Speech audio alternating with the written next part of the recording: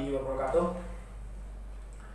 Alhamdulillahirabbil wa bihi nasta'in ala umurid dunya waddin wassalatu wassalamu sofil anbiya'i wal mursalin wa ala alihi wa sahbihi ajma'in. Amma ba'du. Alhamdulillah, pada kesempatan yang baik ini kita semua diberikan nikmat sehat, nikmat yang sangat luar biasa oleh Allah Subhanahu wa taala, sehingga pada hari ini juga kita masih bisa melakukan aktivitas dan juga hal lain yang kegiatan sifatnya positif. Shalawat dan salam senantiasa kita sanjungkan, kita limpahkan kepada junjungan Nabi Agung Muhammad Sallallahu Alaihi Wasallam, Nabi yang telah membawa kita dari zaman jahiliyah ke zaman yang penuh barokah ini. Pada kesempatan yang baik ini, mari kita sama-sama mengucapkan dan alhamdulillah kita akan melanjutkan pembelajarannya, yang mana pada bab kemarin kita sudah belajar bersama. Semoga dalam proses pembelajaran yang di bab kemarin kita semua bisa mengambil ilmunya dan bisa diterapkan dalam kehidupan sehari-hari. Allahumma amin amin ya rabbal alamin. Namun sebelum kita melaksanakan proses pembelajaran dan juga melanjutkan pada bab berikutnya, alangkah baiknya kita berdoa dulu supaya kita diberikan kemudahan, kelancaran oleh Allah Subhanahu wa taala, dan pastinya mendapatkan ilmu yang berkah dan manfaat. Berdoa mulai.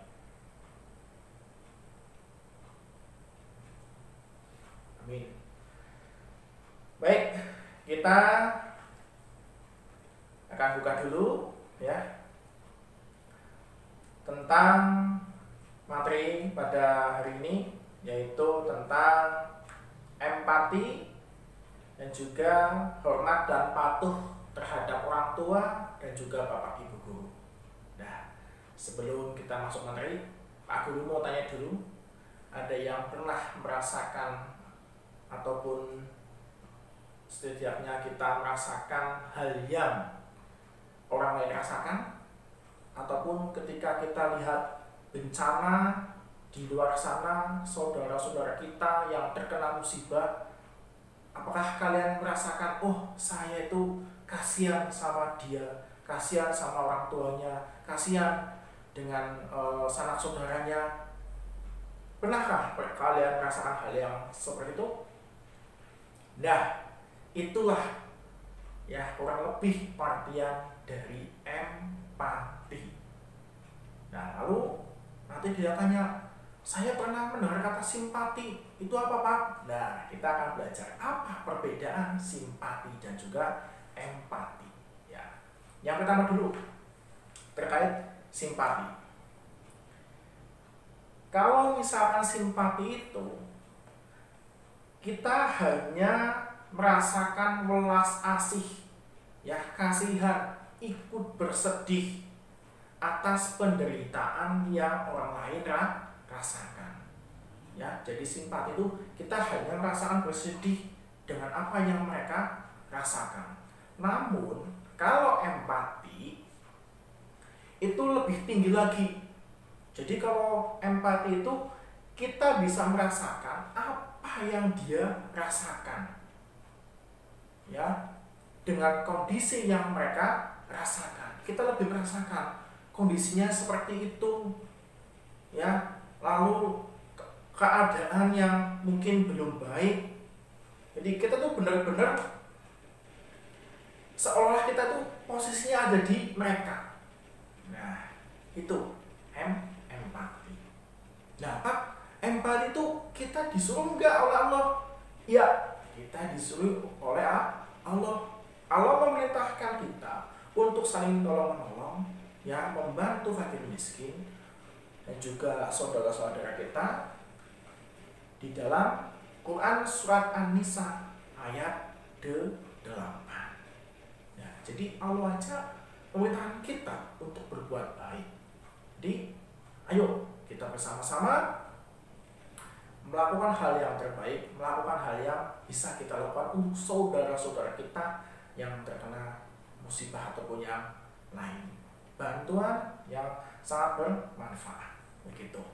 Nah, lalu apa hikmahnya kita merasakan empati ataupun yang lainnya? Hikmah kita empati yang pertama mempererat tali silaturahmi. Yang kedua pastinya mendekatkan kita lebih dekat dengan Allah. Yang ketiga, rasa persaudaraan kita semakin kuat ataupun juga rasa persatuan dan kesatuan itu semakin kuat. Nah, itu sedikit terkait dari empati dan juga hikmahnya. Nah, yang selanjutnya hormat dan patuh kepada orang tua. Nah, 9 bulan 10 hari ibu mengandung kita di dalam kandungan. Kita sebagai anak harus selalu taat kepada orang tua, baik bapak dan ibu. Ya, karena orang tua yang sudah berjuang mendidik kita sejak lahir sampai besar. Nah, di dalam Quran surat An-Nisa ayat 36, Allah pun juga memerintahkan kita untuk apa? Untuk berbuat baik kepada orang tua, kepada kerabat-kerabatnya, kepada anak yatim dan juga orang miskin, tetangga dekat ataupun jauh, kita harus berbuat baik. Ya.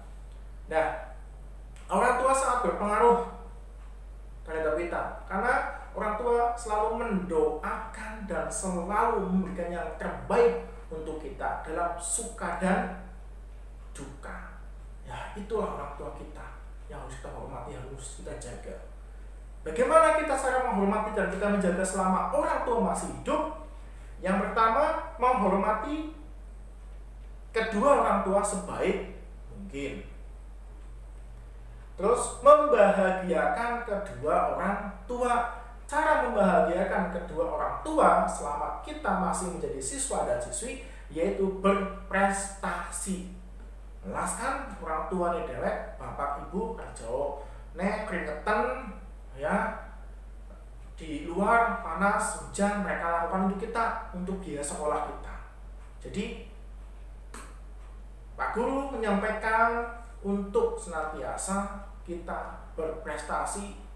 Kalian nilai baik itu sudah membahagiakan, sudah bikin lega orang tua, ya. Yang selanjutnya senantiasa meminta doa restu kepada orang tua. Minta doa restu ketika kalian mau ujian, bukan hanya ujian, tapi selalu minta doa restu. Doakan kedua orang tua setelah kalian melaksanakan sholat, ya. Nah, terus berbakti kepada orang tua jika orang tuanya sudah meninggal bagaimana? Nah, menjunjung tinggi nama baik orang tua. Ketika orang tua sudah meninggal, kalian sebagai anak setidaknya bisa menjaga nama baiknya. Jangan kalian malah orang tua itu meninggal, tapi kalian membuat masalah dengan masyarakat. Itu nggak boleh, ya. Terus menyambung tali silaturahmi dengan kerabat, dengan saudara-saudara orang tua kita. Ya, yang selanjutnya mendoakan. Ya, kita doakan orang tua kita supaya diberikan kemudahan, kelancaran, ya dalam setiap tindakan, dalam setiap aktivitasnya. Setelah selesai sholat kita doa, Rabbi firli wali walidayya warhamhuma kama rabbayani shaghira. Rabbana atina fid dunya hasanah wa fil akhirati hasanah wa qina adzabannar. Amin ya rabbal alamin. Ya, setidaknya doanya seperti wajah yang simpel dan juga insyaallah kalian bisa melaksanakan, ya. Itu contoh menghormati kedua orang tua. Satu lagi yang paling simpel dan sederhana, mencium tangan kedua orang tua ketika kalian hendak pergi, ketika kalian hendak berangkat sekolah. Dan yang selanjutnya, kita hormat dan patuh terhadap bapak ibu guru di sekolah. Nah, orang yang sangat berjasa dalam hidup kita adalah seorang guru, karena guru yang telah memberikan kita ilmu selama proses pendidikan. Ya, jadi kita terhadap guru pun harus berbuat baik, karena guru itu yang senantiasa sabar, senantiasa memberikan kita ilmu dengan penuh kasih sayang dan juga kesabaran. Ya, jangan kalian ke bapak ibu guru malah berkata yang tidak baik, itu nggak boleh. Ya, begitu. Lalu Allah perintah juga nggak kita harus patuh terhadap bapak ibu guru? Ya, Allah memerintahkan dalam Quran surat Al-Mujadalah ayat 11 yang berbunyi, Allah akan mengangkat derajat orang yang beriman di antara kamu dan juga orang-orang yang memberikan ilmu serta derajat ataupun beberapa ilmu yang manfaat. Nah, sikap patuh kita terhadap bapak ibu bagaimana ketika di sekolahan? Yang pertama,